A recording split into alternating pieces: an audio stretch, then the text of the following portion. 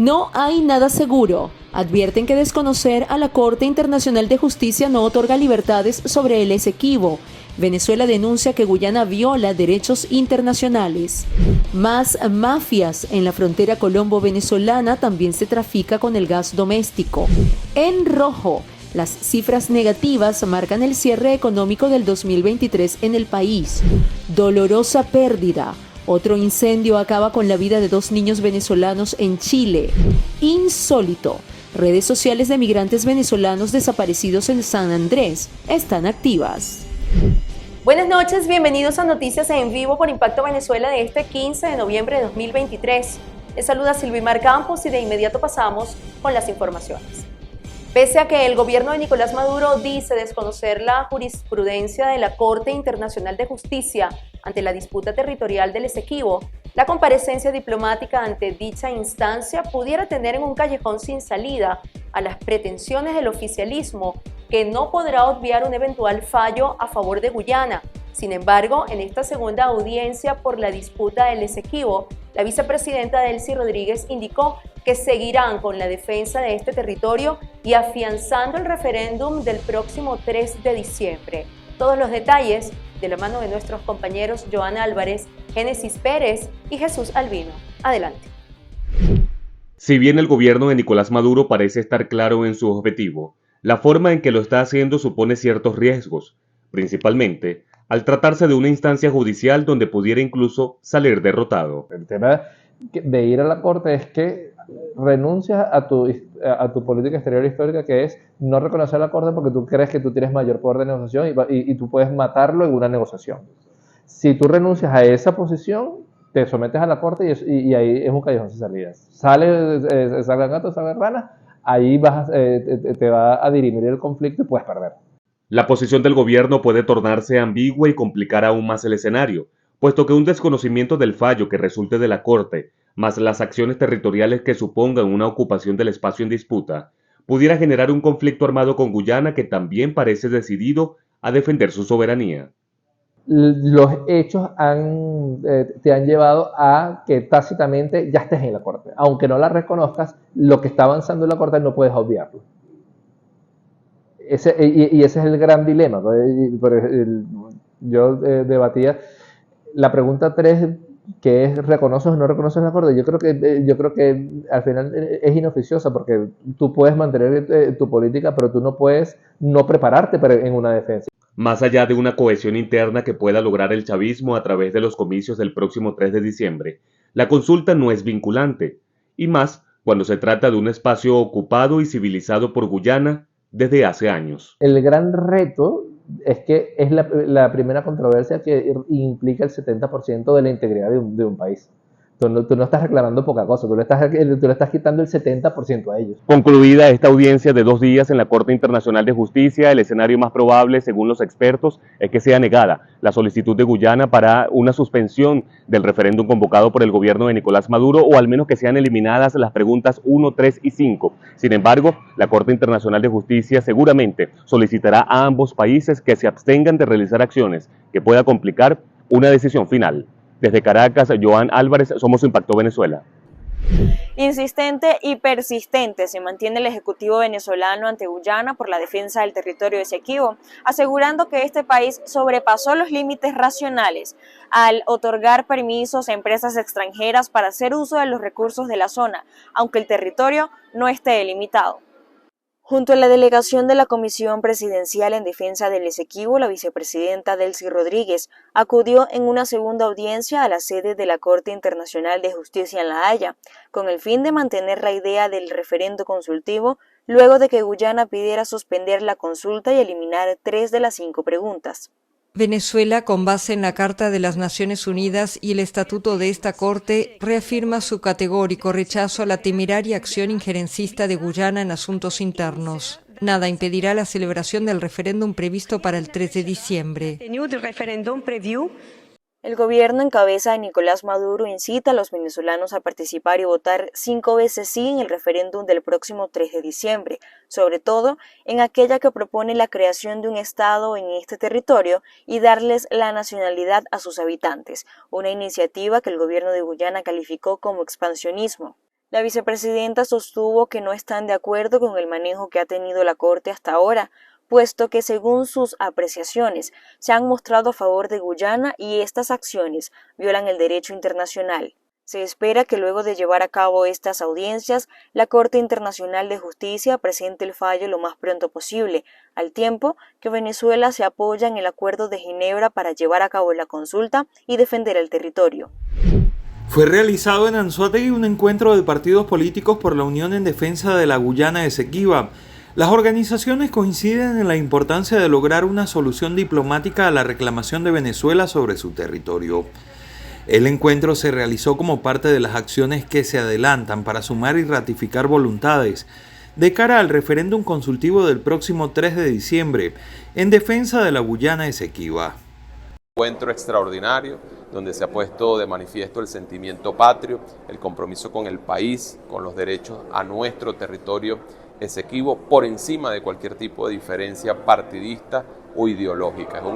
Para los voceros, este espacio favorece el entendimiento político y de reconocimiento necesario para defender causas comunes, por lo que se exaltó y valoró el sentido patrio de cada organización e invitaron a replicar este evento en los municipios. Jesús Albino, Somos Impacto, Venezuela. Seguimos con más informaciones de la mano de nuestro equipo de corresponsales en Panorama Nacional. El gas doméstico se convirtió en el nuevo oro líquido de la frontera colombo-venezolana, y es que de acuerdo con los habitantes de esta zona, actualmente existen mafias dentro de PDVSA Gas Comunal que se roban o destrozan las bombonas que contienen este combustible, con el objetivo de luego cobrar una exagerada cantidad de dinero para repararlas. Nuestra corresponsal en Táchira nos cuenta más.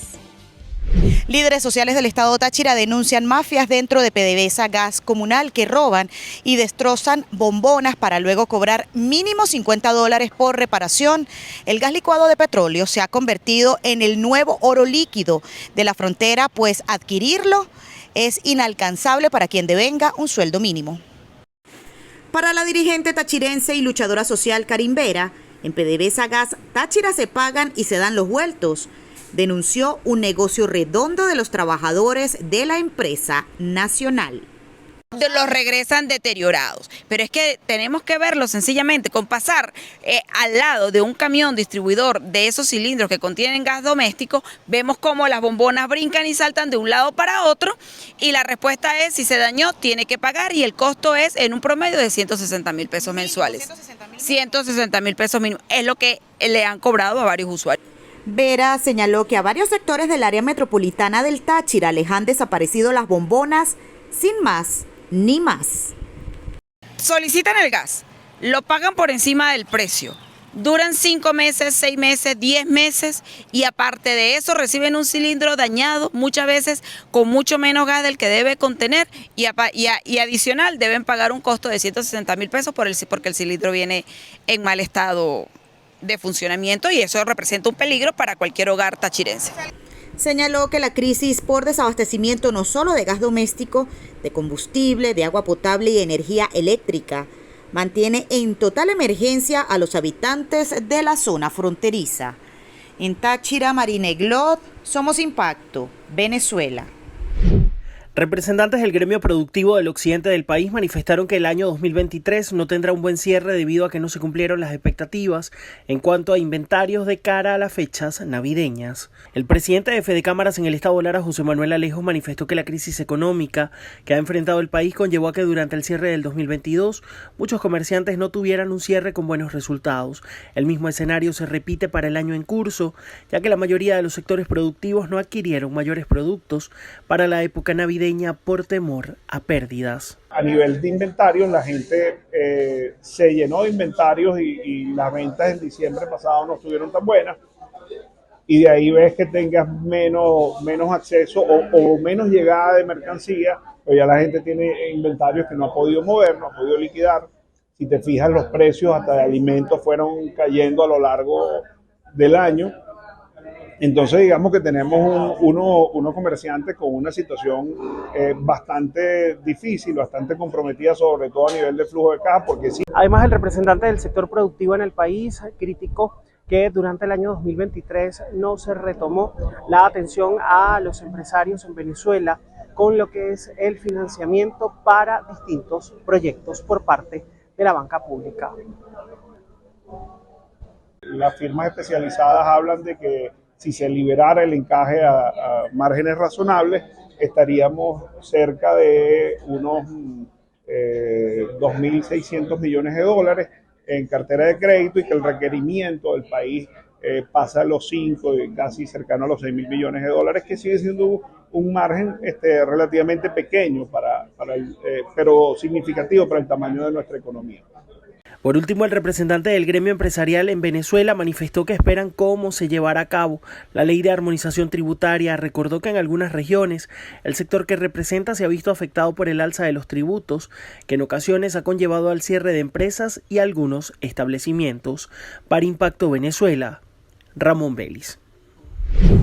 Amigos, Impacto Venezuela comienza a partir de hoy una serie de trabajos, reportajes en relación con lo que ha sido el mal tradicional en la ciudad de Caracas, que representa un dolor de cabeza para conductores y también para motorizados, y son los huecos. Vamos a hacer trabajos en los 5 municipios. Aleatoriamente escogimos para empezar al municipio Sucre.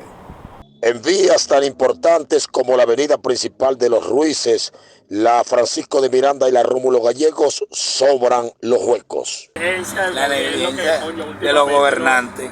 Demasiado hueco en todas las vías públicas, tenemos huecos, todo. También calles de la urbanización Montecristo están en su peor estado. Los habitantes se preguntan por qué no implementan la llamada operación bacheo. Olvídate que los huecos definitivamente en este país, bueno, en la zona, por los camiones, por las empresas que están alrededor, que tienen los huecos y por supuesto los camiones dañan lo que es la estructura. Pero tampoco lo reparan. Tampoco lo reparan. Ni la alcaldía ni lo que se llama específicamente la empresa como tal. Increíble, son unas trincheras. Nosotros vivimos aquí en un caos, vivimos en trincheras y estamos bien. ¿Qué es lo que hay que hacer?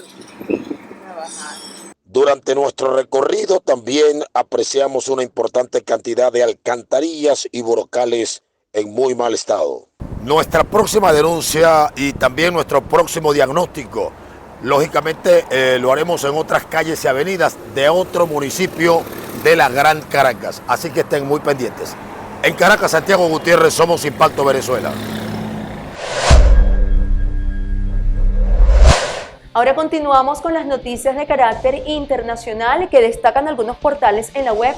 Comenzamos con impactovenezuela.com, que titula lo siguiente: otro incendio arrebata la vida a 2 niñitos venezolanos en Chile. Los menores de 4 y 8 años de edad murieron el martes y se trata de un hecho que ocurre apenas una semana después que otros 8 niños venezolanos perdieran la vida en un suceso similar. Los bomberos de Valparaíso informaron que recibieron el reporte del incendio pasadas las 4 de la tarde del martes. Sin embargo, al llegar al lugar, las llamas ya habían consumido el inmueble con los menores dentro. La institución señaló que los padres de los niños no estaban en casa y que la hermana de 10 años de las víctimas logró escapar con vida de las llamas. La Dirección de Desarrollo Comunitario de Valparaíso indicó que está abierta una investigación para determinar cuál fue el origen del incendio. Redes sociales de migrantes venezolanos desaparecidos en San Andrés han estado activas. La angustia entre los familiares de los desaparecidos de la isla de San Andrés, Colombia, se mantiene y empeora cuando, al revisar las redes sociales de sus seres queridos, observan que su estado es en línea. Pese a ello, quien está detrás de dicha conexión lee los mensajes y no responde. El hecho se dio a conocer gracias al periodista Sergio Novelli, quien compartió a través de sus plataformas una entrevista efectuada a uno de los familiares de los desaparecidos, y fue cuando informó de este curioso hecho. Recordemos que el pasado 21 de octubre un grupo de migrantes zarpó con destino a Nicaragua para luego hacer conexión con Estados Unidos, y hasta el momento no hay rastros de estas personas. ExxonMobil empieza a extraer petróleo en aguas pendientes por delimitar entre Guyana y Venezuela. Este martes, la petrolera ExxonMobil informó que comenzó a extraer petróleo en Payara, un campo petrolero ubicado exactamente en el territorio que está aún pendiente por delimitar entre Guyana y Venezuela, y que además es el tercer campo de mayor producción de este combustible. La información fue anunciada en el portal web de la empresa, donde también se añadió que esperan una producción inicial de aproximadamente 220,000 barriles diarios durante el primer semestre del próximo año.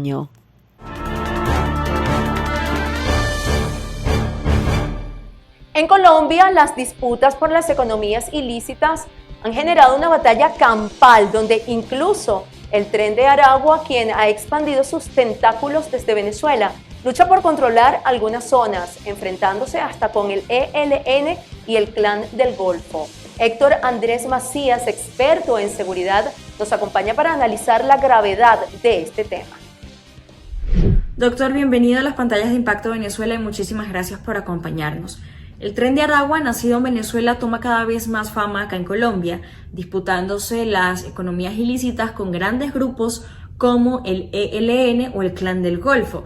Actualmente, ¿qué tanto se puede hablar del control que ha ejercido el Tren de Aragua acá en Colombia y específicamente en Bogotá? Es evidente que en muchas ciudades del país, entre esas Bogotá, que es parte de donde viene gran parte de la discusión de lo que estamos hablando hoy, haya un entorno de estructuras criminales que se aprovechan de ciertos contextos y existe una disputa por el control de ciertas economías criminales entre estos grupos organizados, y el Tren de Aragua ha visto allí de pronto un nicho en el cual también les interesaría competir en ese mercado ilegal, en esas economías criminales, y eso de pronto ha motivado el interés en algunos territorios del país. Ahora, yo no estoy del todo convencido que el Tren de Aragua esté interesado en dominar todas estas economías criminales en Bogotá o en las principales ciudades del país. No creo que el Tren de Aragua esté empecinado en ejercer el control y el dominio territorial para cooptar o para digamos que adueñarse de toda esa estructura criminal, en parte porque es muy difícil que logren entrar como quisieran a estas ciudades. Ahora, tomando en cuenta también el auge que tienen otros grupos criminales, como mencionábamos en un principio, ¿qué tanto esto puede terminar de empeorar o afectar aún más el panorama de seguridad del país? Yo creo que ese escenario bélico no se va a dar en Bogotá en esa magnitud. No se va a dar de la misma manera como de pronto se da en otras partes del país, en zonas más rurales que urbanas, en donde eso lo estamos viendo desafortunadamente, como por obtener mayor control territorial, las autodefensas gaitanistas de Colombia combaten con el ELN, combaten con las disidencias de las FARC en diferentes territorios del país, entre esos la frontera colombo-venezolana, donde muy seguramente el Tren de Aragua podrá tener algún interés. Entonces, ese tipo de enfrentamientos ya se dan. No creo que se vayan a dar en Bogotá, y en ese sentido, una de las primeras estrategias que debe utilizar la fuerza pública y la alcaldía, y en cabeza de la alcaldía, la Secretaría de Seguridad de Bogotá, es lograr informar sobre lo que se conoce de las dinámicas de estos grupos. Hoy en nuestro video viral, una situación impactante ocurrió en la playa La Boquilla en Cartagena, Colombia. Veamos. Se trata de un rayo que cayó sobre una turista que estaba en el lugar. De acuerdo con el periodista Lenín Danieri, la mujer es venezolana y se encontraba con sus familiares en el balneario. Por su parte, los medios de comunicación colombianos informaron que la ciudadana falleció después debido a un paro cardiorrespiratorio. Es momento de leer los comentarios que nos deja nuestra audiencia relacionados a la pregunta del día de Impacto Venezuela. La de hoy es la siguiente.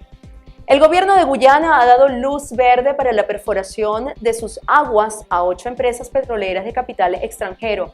Algunos pozos se encuentran en la zona reclamada por Venezuela.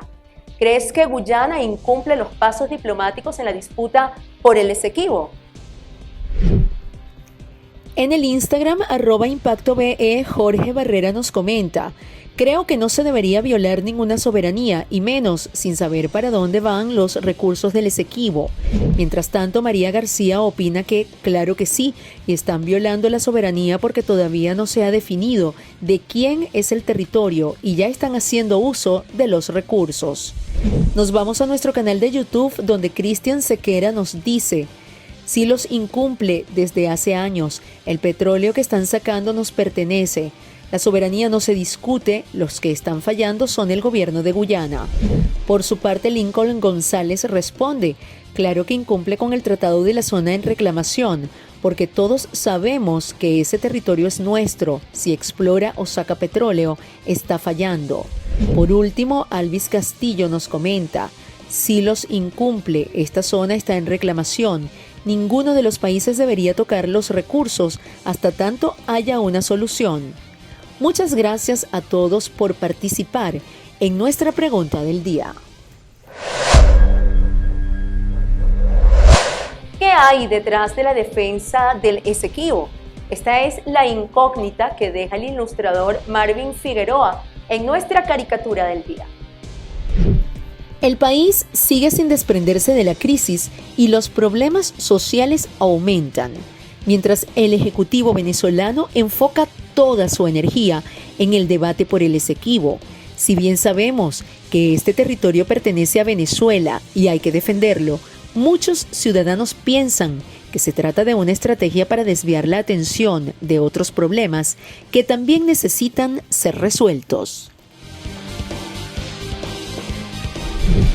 Hemos llegado al final de la emisión de Noticias de hoy. Les agradecemos por sintonizarnos cada día y les recordamos que para más información tenemos disponible para todos ustedes www.impactovenezuela.com y nuestras redes sociales @ImpactoVE. No olviden suscribirse al canal YouTube, activar las notificaciones. Soy Silvimar Campos. Hasta la próxima.